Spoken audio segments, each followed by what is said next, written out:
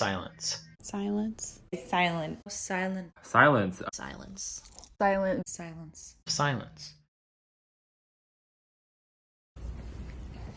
The quietest that it's been for me during this whole quarantine is one snowy night back in March. It was around 1 a.m. and I had to change my laundry, and then I took a walk around the block. There were 0 cars, 0 restaurants open, 0 people walking. I've never seen the city so still.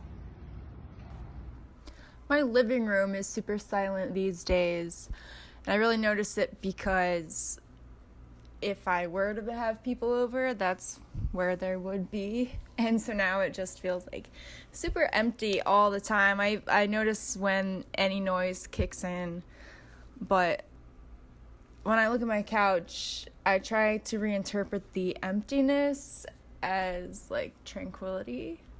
I try to just like think of it as a moment of calm that it won't last forever, and it may even be missed in a way. I have this new puppy, so who fortunately doesn't really bark, but it's the only the only sentient being that I'm living with, so it feels silent all the time. I think the intentional moments that I take for myself for silence are at night, right before I go to sleep, but after he falls asleep. I'm trying to become a person I like being alone with. I spent a lot of time in life trying to be smarter, stronger, funnier, richer, or skinnier. But now, I'm trying to be kinder to myself and others. My landlord sent like a building-wide email about how we're all in this together, and that everybody's spending more time at home, and to like please be considerate of our neighbors. And it's made me like intensely paranoid for some reason about how much noise I'm making, which is insane because I'm not doing anything that would make noise. I'm not obviously having people over. I'm not like blasting music or anything. I'm pretty quiet, like in general, but this email made me really paranoid. And spending so much time at home, I've noticed that in terms of my upstairs neighbors, I'm able to hear them walking around, and I'm able to hear them laughing and coughing, but I can't hear them talking, which I thought was like a good sign. Like I can kind of hear like a general murmur of conversation, but I can't differentiate words or anything, which I thought was a good thing. Because for some reason I thought, I guess like the adage, like, if they can see you, you can see them or whatever. And so I was thinking like, okay, if I can't hear them talking, then they can't hear me talking.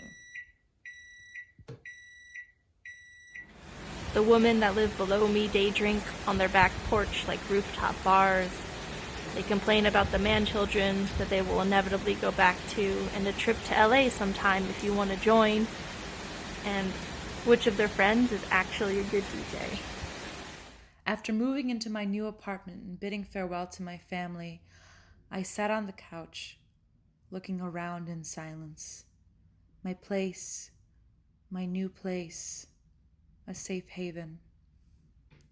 What I do not expect is the silence after a phone call is over, the silence after a video call ends, the silence after I emerge from the shower, the silence in my reflection.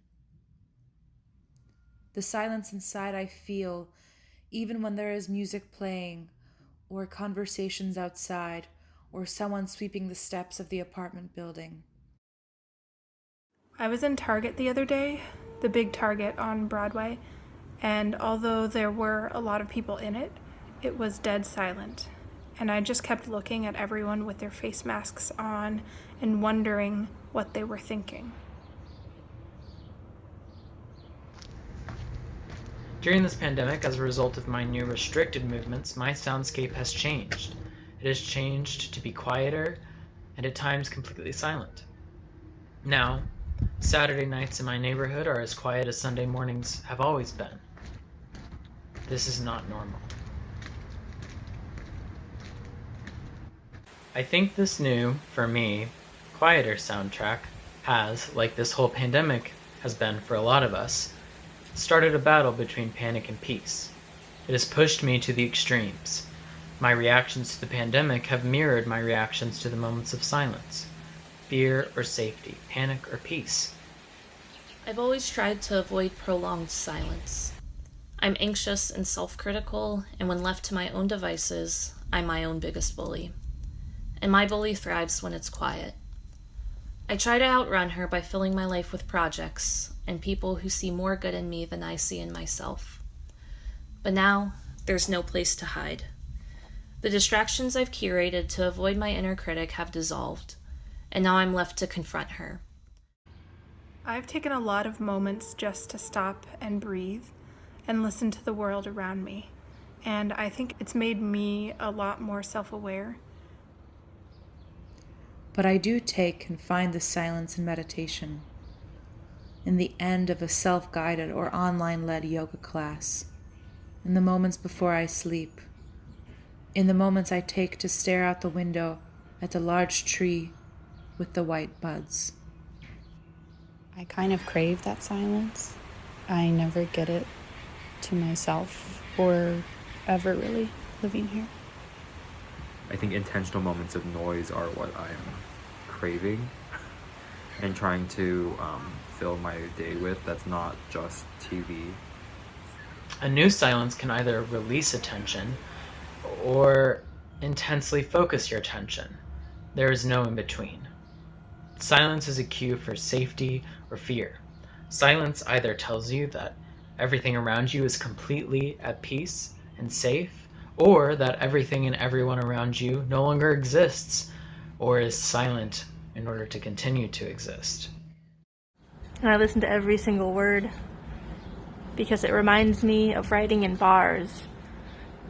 And to me, that feels normal. If everyone is so quiet, shouldn't I be quiet too? What is everyone quiet about? Are they in danger? Am I in danger too?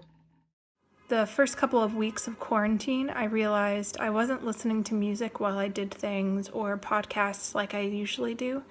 And I think it was because my mind was so busy and I felt like I just needed space to think.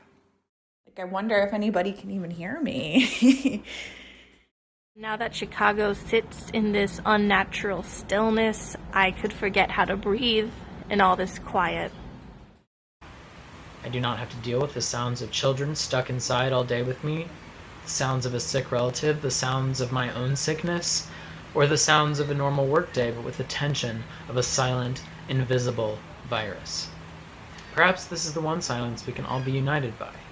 The awareness of a silent, invisible sickness that only reveals itself occasionally, but will be omnipresent and for the time being is omnipotent.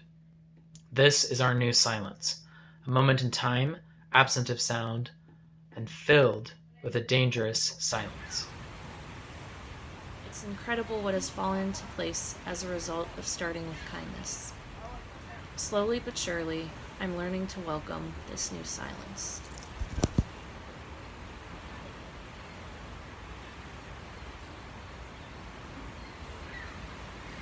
Silence is different. Silence is different now. Silence is different now.